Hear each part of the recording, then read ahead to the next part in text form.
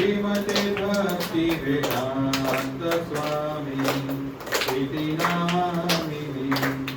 नमस्ते सरस्वती देवी गौरवाणी प्रचारिणी निर्विशेष शून्यवादी आश्रिता देशतारिणी।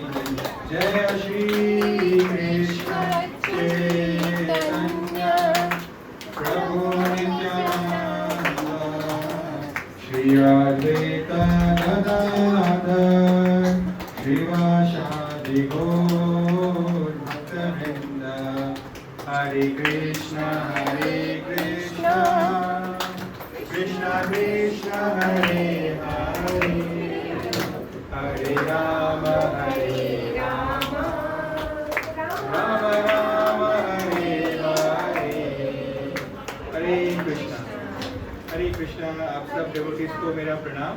ठीक है, आज का हम लोग का सेशन मैंने जब बच्चों से इंटरेक्ट किया था, कुछ लोग आने वाले हैं आज, तो मुझे पता चला बहुत लोगों के स्कूल में हाफ ईयरली एग्जाम्स आने वाला होगा, चल भी रहा है। ठीक है, और आज ऐसे भी गणेश चतुर्थी है तो अलग ट्रैफिक है, अलग प्रोग्राम्स है, बट इन सब के बावजूद आप लोग आज आए, उसके लिए थैंक यू वेरी मच। आप सोच के देखिए यहाँ पे कितने बच्चे रहते हैं, क्या सब आए? उनकी आधे भी नहीं है, राइट? सो आप लोग फिर भी स्पेशल हुए। ऑलराइट, सो हम लोग अब शुरू करते हैं, छोटा सा एक आइस ब्रेकर करेंगे। ठीक है, आप सबसे एक सवाल पूछा जाएगा, बारी बारी हम लोग यहाँ से शुरू करेंगे। ठीक है, आप चाहे तो वहाँ पे बैठ सकते हो। ओके, तो मैं बता रहा हूँ अभी क्या हम लोग करेंगे एक्टिविटी, आइस ब्रेकर होगा। यहाँ से शुरू करेंगे। हाँ, सबको दो चीज बोलनी है। क्या दो चीज? सबसे पहले अपना नाम बोलना है, फिर नंबर 2 आपका सबसे फेवरेट हॉबी क्या है। हम लोग सब स्कूल या कॉलेज में जाके पढ़ाई कर रहे हैं, लेकिन स्कूल कॉलेज के पढ़ाई के अलावा कुछ टैलेंट या कोई हॉबी, कोई इंटरेस्ट होगा। मान लीजिए कि कहीं आपका सक्सेस ही हो गया किसी चीज में, ड्राइंग, डांसिंग, सिंगिंग, एनीथिंग, कोई स्पोर्ट्स, एनीथिंग एट ऑल। ठीक है, एक चीज जो आपका फेवरेट है बताना। तो सबसे पहले मैं अपना इंट्रोडक्शन देता हूँ। मेरा नाम प्रणव है। ठीक है, और मैं यहीं गुवाहाटी शहर में पला बड़ा हूँ। डॉन बॉस्को स्कूल आपने सुना होगा, तो मैंने उस स्कूल से अपनी पढ़ाई की है। ठीक है, ऑलराइट। सो हमारा खारगुली में एक मंदिर है, राधा गोविंद मंदिर, जिसका आपने फोटो देखा था पहले। तो वहाँ से ही जो है, उसी मंदिर में मैं थोड़ा बहुत सेवा करता हूँ। और आज मुझे मौका मिला है आप सबसे इंटरेक्ट करने का, क्योंकि हम लोग हर महीने अलग अलग जगह पर ऐसे बच्चों के सेशंस भी रखते हैं। ठीक है, सो हम लोग स्टार्ट करें। एक अपना नाम, दूसरा हॉबी। एक ही बताना। हरे कृष्ण, आपसे स्टार्ट करें। नहीं, इट्स ओके, बैठे बैठे। Say your hobby. आपका नाम क्या है? What do you like? What do you like doing? Divyanka. And आपका हॉबी क्या है? Favourite activity? डांसिंग। ठीक है, हरी बोल। नेक्स्ट आप बताइए।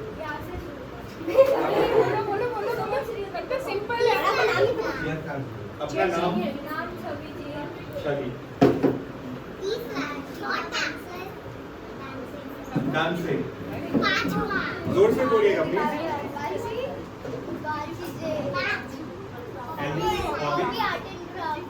Art and craft, interesting. मैं भी बच्ची हूँ, मैं भी बोलूंगी। मैं कंचन गुप्ता, हॉबी भजन गाना। नहीं आता फिर भी गाती हूँ। अभी का?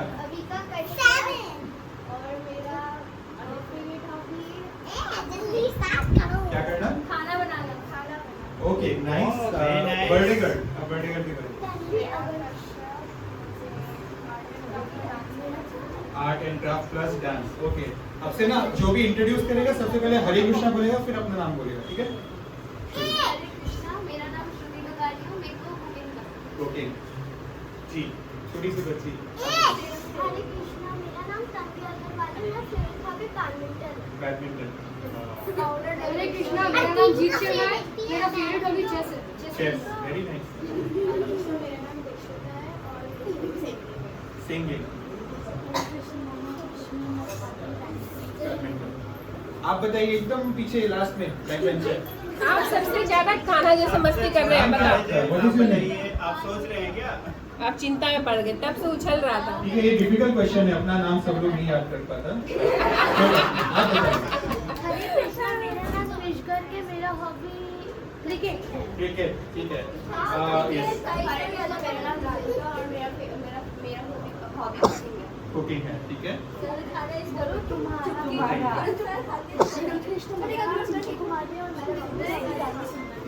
लिसनिंग म्यूजिक, डांसिंग, हरे कृष्णा, मेरा नाम है काका सिंपल और मेरा फेवरेट हॉबी है cricket. Cricket.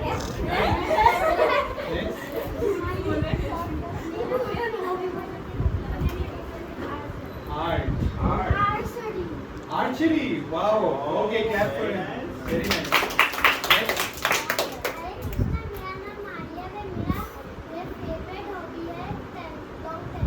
Lawn tennis, very nice, very nice, ठीक है। और कोई बच्चे हैं सोफे में बैठे हुए बच्चे? नहीं, एकदम पीछे कृषि। हरे कृष्णा, मेरा हॉबी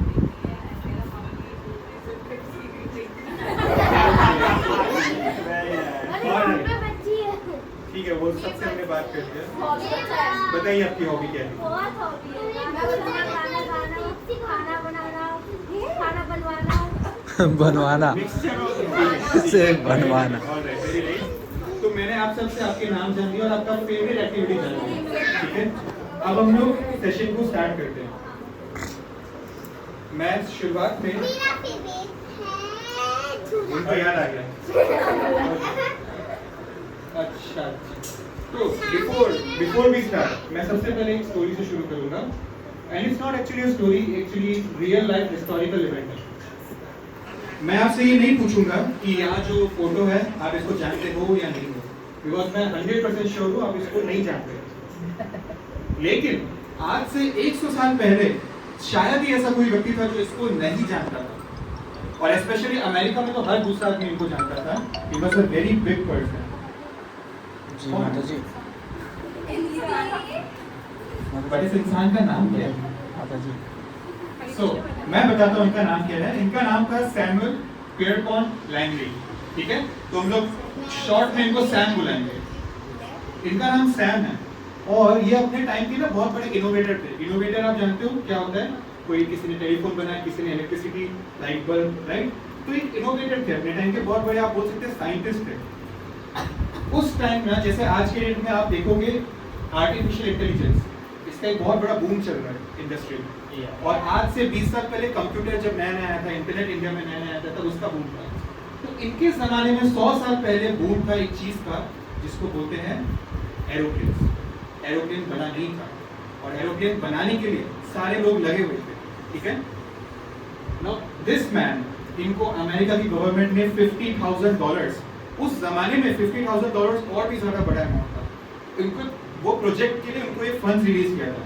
तो इनके पास बहुत पैसा था। दूसरा बात, ये हार्वर्ड से पढ़े हुए हैं। हार्वर्ड सब जानते हैं ना, बहुत बड़ा इंस्टीट्यूट है। तो वहां से ये पढ़े हैं अमेरिका के। और उस जमाने में जो एप्पल, अमेज़न, गूगल से बड़ी कंपनीज होती थी, वैसे कंपनीज से ये टैलेंट हायर करते थे। मतलब इनको टीम चाहिए ना बनाने के लिए एरोप्लेन, तो बड़े बड़े पैसा भी था, बहुत बड़ी टीम भी थी इनके पास। एंड थर्डली, उस टाइम में सपोर्ट चाहिए होता है प्राइवेट इन्वेस्टर्स का, ठीक है। और पैसा रेज करना है और सपोर्ट चाहिए। तो ये इतने फेमस थे कि जितने बड़े बड़े न्यूज़पेपर्स हैं सब लोग इनके पीछे पड़े रहते थे इंटरव्यू के लिए, इनसे बातें करने के लिए। सो इनका फैन फॉलोइंग भी बहुत था। He had everything to make an aeroplane. Still आज आप और हम इनको जानते ही नहीं। बट जब हम एरोप्लेन की बात करते हैं तो किसका नाम याद आता है? Very nice Radhika, the Wright brothers. आपने सुना है स्कूल में? आप में से कोई स्कूल गया है ना? तो हमने बचपन में हम सब ने स्कूल में सुना था राइट ब्रदर्स, ठीक है। ये दो भाई जो है, इनको हम उस रोल के लिए जानते हैं जिनके लिए एक्चुअली इनको जाना चाहिए था। तो क्या चेंज आया स्टोरी में, ये मैं आपको एंड में बताऊंगा, ठीक है। So let's start with the session. हमने आज का टॉपिक रखा था गोल सेटिंग फॉर फ्यूचर, ठीक है। Setting goals for the future. अभी हम सब यंग हैं, हम बच्चे हैं, हमारा आने वाला फ्यूचर बहुत क्रूशियल होगा, हमारा लाइफ मेकिंग मोमेंट्स रहेगा। So we have to know how to set the right goals in the right way, ठीक है। और ये गोल सेटिंग क्यों जरूरी है, मैं आपको एक एग्जांपल देता हूँ। अभी आप सब लोग आए हैं, कुछ लोग हैं जो बीएम विलेज रहते हैं, कुछ लोग मेरी तरह बाहर से आए हैं, ठीक है। जब आप एक मेट्रो में बैठते हो या एक नॉर्मल ट्रेन में या प्लेन में या टैक्सी में या इवन साइकिल में कहीं भी, तो आपको पता होता है कि मैं जा कर रहा हूँ, मेरा डेस्टिनेशन है, राइट। ये तो इम्पॉसिबल है कि कोई आदमी गुस्सा और उसको पता ही नहीं उसको कहाँ जाना है, ठीक है। नेक्स्ट एक और एग्जांपल आप देख सकते हैं, आपके सामने क्रिकेट का मैच चल रहा है, राइट, फुटबॉल, ठीक है। So just imagine for a second, football का जब मैच चल रहा है तो 11 लोग हैं, एक फुटबॉल है और एक 11 लोग ऑपोजिशन में है। बिना गोल पोस्ट के मैच हो सकता है क्या? 90 मिनट्स तक सब लोग बॉल यहाँ वहाँ किक कर रहे हैं, बट जाना कहाँ है? इतना टैक्टिक्स कर किस चीज के लगे? वो छोटा सा गोल पोस्ट है, राइट। सो वहां पर भी एक डेस्टिनेशन है, उस गेम का, उस मैच का एक डेस्टिनेशन है। तो उसी तरह से हम लोग अपनी लाइफ जी रहे हैं, बट हम बस जी रहे हैं। हम एक ट्रेन में बैठ गए हैं, हम एक मैच में एज अ प्लेयर एंटर कर गए हैं, but we don't know where we have to go. बहुत कम लोग होंगे हम में से इस रूम में, मैं बड़ों की भी बात कर रहा हूँ और बच्चों की भी, जिनको एक्चुअली पता है कि हाँ मेरे को लाइफ में ये करना है। आप सबने अभी हॉबीज बताई थी ना, जिनकी जेन्युइनली उसके लिए कॉलिंग है, ठीक है, कि मुझको परस्यू करना है। हो सकता है किसी को डॉक्टर बनना है, किसी को एथलीट बनना है, किसी को टेनिस या क्रिकेट या आर्चरी करना है, राइट। सो अगर हमारा प्लान नहीं होगा, डेस्टिनेशन ही नहीं पता होगा किस तरह से कैसे करना है, प्लान नहीं करेंगे तो बस हम ड्रीम कर रहे हैं, बस एक सपना है। तो जितना इलॉजिकल आपको ट्रेन और football match without a goal post sound किया, हमारा लाइफ भी करेंटली इलॉजिकल ही हम जी रहे हैं विदाउट अ प्लान। सो एक बहुत फेमस कोट है, an idiot with a plan can defeat a genius without a plan. So that is why plan is important, ठीक है। Now let's move ahead. Game village बहुत बड़ा अपार्टमेंट है, बहुत बड़ा सोसाइटी है। 700 फ्लैट्स, 25 लगभग 26 बिल्डिंग्स बोल सकते हैं मंदिर को भी मिलाकर। तो ये कितने बार ये बिल्डिंग बना है, मैं आपसे पूछ रहा हूँ, कितने बार ये बिल्डिंग का कंस्ट्रक्शन कितने बार हुआ? एक बार। ऐसा नहीं है कि तोड़ा फिर रिनोवेट हुआ, एक बार हुआ, एक बार हुआ। आप कौन से स्कूल में पढ़ते हो? कितने बार कंस्ट्रक्शन हुआ उसका, अगर आपको याद है? कितने बार कंस्ट्रक्शन हुआ? बिल्डिंग कितने बार बनी? रिनोवेशन होता है एक बार, ठीक है। आप लोग जहाँ भी जाते होंगे मोस्ट लाइकली वो एक बार ही बना होगा। ये रिमोट मोस्ट लाइकली एक बार ही बना, ये माइक, मेरा फोन, ये टीवी, सब कुछ एक बार बना। बट आप लोग गलत बोल रहे हो। जिस बिल्डिंग की आप बात कर रहे हो वो एक बार नहीं, वो 2 बार बना। पहले किसी आर्किटेक्ट ने अपने माइंड में बनाया, फिर उसको डिजाइन को पेपर में लाया, फिर उस डिजाइन के बेसिस पे सेकंड टाइम एक्चुअली ये बनाया। So things first happen in his mind through planning and then it was executed, जो हमको दिख रहा है। प्लानिंग तो कुछ लोगों ने मिलकर किया था, देख हम सबको रहा होगा बिल्डिंग। सो ये अगर बड़ा बड़ा बिल्डिंग्स है, मलेशिया का ट्विन टावर हो, दुबई का बुर्ज खलीफा हो, बड़ा बिल्डिंग, बड़ा एप्पल का फोन्स, लैपटॉप्स, एनीथिंग, सब एक बार नहीं 2 बार बना है, पहले दिमाग में और फिर एग्जीक्यूशन में। इंपॉर्टेंस ऑफ प्लानिंग, ठीक है। Let's move ahead. अब हम प्लान तो कर लेते हैं, but how do we know कि हम जो चाह रहे हैं, जो सोच रहे हैं, जो हम परस्यू करना चाहते हैं वो सही है? हो सकता है कि आप जो रास्ता लेते हो वो सही हो गया, प्रूव हो गया कि आपने तो सही काम किया था। तो कुछ लोग फेल भी होते हैं, सब कोई क्रिकेटर नहीं बन जाता, सब कोई सक्सेसफुल सिंगर नहीं बन जाता, कुछ लोग तो फेल भी हो जाते हैं ना। So how would you know कि आपके लिए क्या सही है और क्या गलत? हमारे वैदिक स्क्रिप्चर्स में इसका सॉल्यूशन है, ठीक है।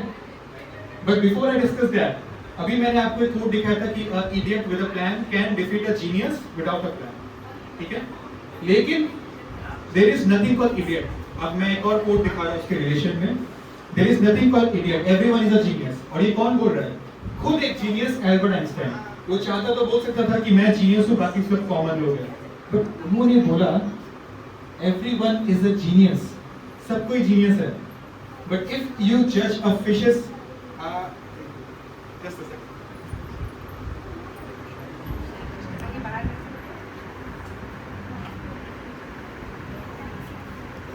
ओके। सो इन्होंने क्या बोला? जीनियस तो सब लोग हैं, लेकिन आप किस प्लेस में हो, आप किस एक्टिविटी की बात कर रहे हो, उस पर डिपेंड करता है। एक क्रिकेटर को आप फुटबॉल फील्ड में डालोगे तो वो आपको प्रोफेशन नहीं लगेगा, and same vice versa, right. तो जस्ट इमेजिन कि एक फिश है जो स्कूल जाता है रोज सुबह आप लोगों की तरह, उसको भी बहुत बोर लगता होगा, उसका भी बैग भारी है, वो भी थक जाता है। तो फिश जा रहा है स्कूल, और स्कूल में बैठा उसका 5-6 सब्जेक्ट्स है। एक सब्जेक्ट है कि how to climb a tree, एक सब्जेक्ट है कि गुफा में कैसे रहना है, एक सब्जेक्ट है कि बर्फ में कैसे रहना है, ठीक है। लेकिन एक भी ऐसा सब्जेक्ट नहीं है कि पानी में रह के कैसे सांस लेना है, तैरना कैसे है, इसका कोई सब्जेक्ट नहीं है।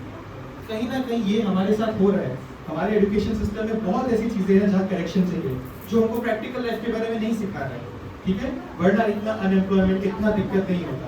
स्पेशली आपको ट्यूशन का जरूरत नहीं पड़ता है, आपको ट्यूशन जाना पड़ता है, ये स्कूल की फेलियर है, आपकी गलती नहीं है। स्कूल के टीचर्स अगर अच्छे से पढ़ाएंगे तो कोई कोचिंग इंस्टीट्यूट नहीं रहेगा, ठीक है।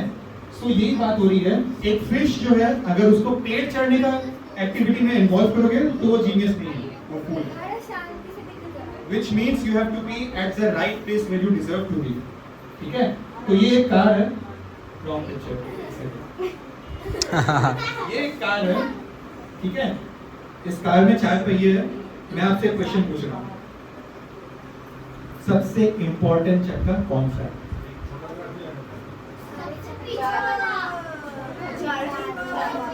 सबसे पीछे वाला। ये वाला तुम हटा देगा तो गाड़ी इसको रहने देगा, पीछे वाला, बाकी 3 हटा देगा तो चलेगा।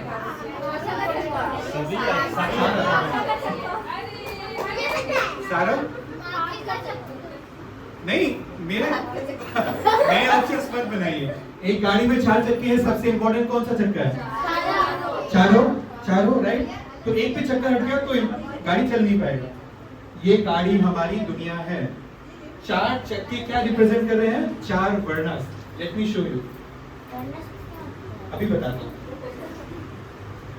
ये है ब्रह्मा जी, जिसने हमारी सृष्टि को क्रिएशन किया, हमारे यूनिवर्स का।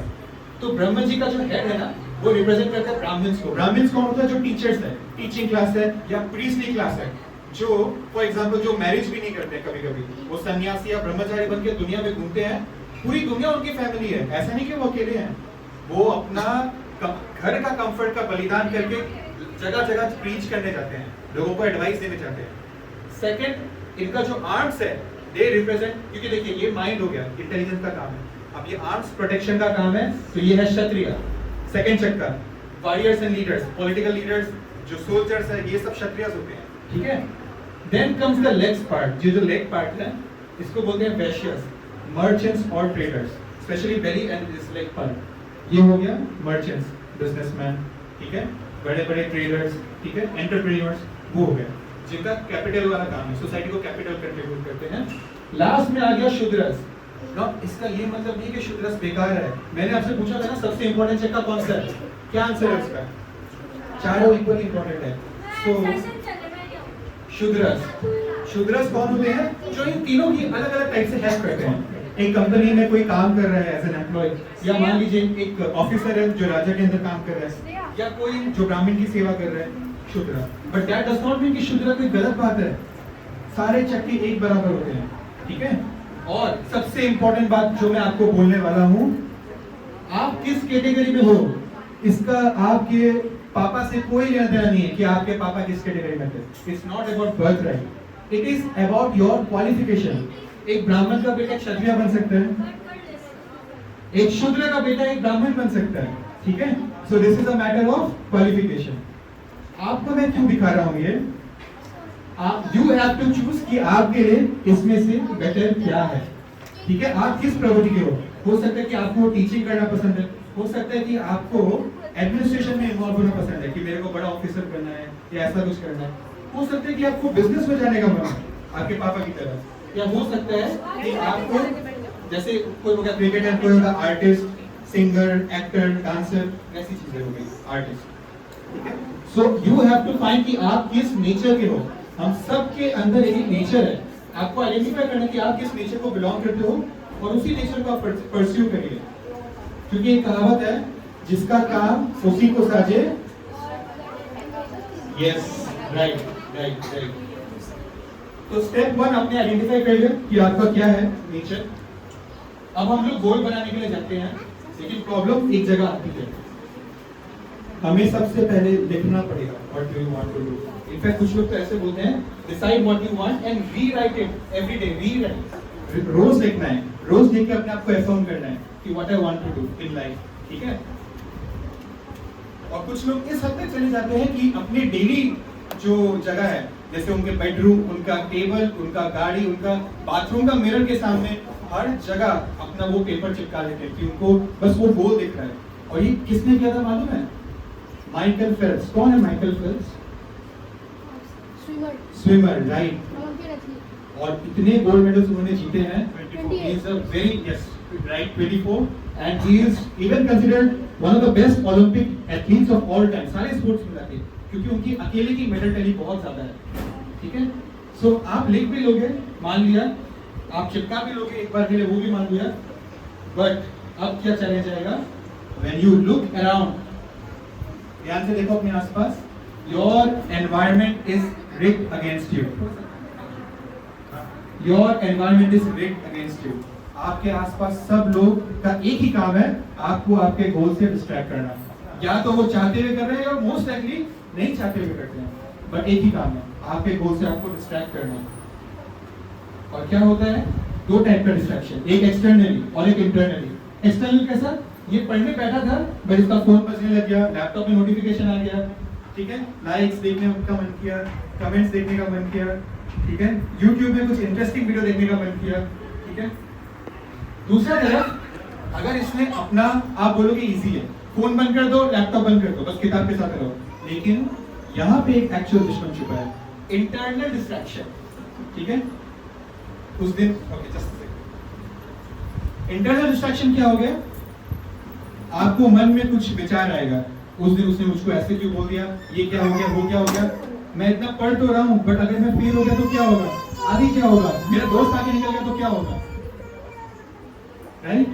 सो we have external distractions, we have internal distractions, right? अब हम आगे बढ़ते हैं, इसका करना क्या है, जुगाड़ क्या है डिस्ट्रैक्शन का? सो एवरीथिंग, कौन रीड करेगा? फ्रेंच में लिखा है, कौन रीड करेगा? French please. Okay, don't worry, I will try it. Proximity. Everything in your proximity seems to be clamoring for your attention, distracting you from your goal. Very nice. Okay. Everything in your proximity, आसपास, seems to be clamoring, attention मांगते हैं magnet की तरह, for your attention, distracting you from your goal. और क्यों आपका attention बहुत important है? आज की डेट में attention is the currency. Attention he currency है. Instagram, YouTube, सोशल मीडिया, बाहर आप जाओगे तो बैनर दिखेंगे, इतने बैनर से आपके बाहर हाईवे में, अटेंशन ही करेंसी है आज की डेट में, ठीक है? सो अब मैं आपको एक स्टोरी सुनाऊंगा अगेन।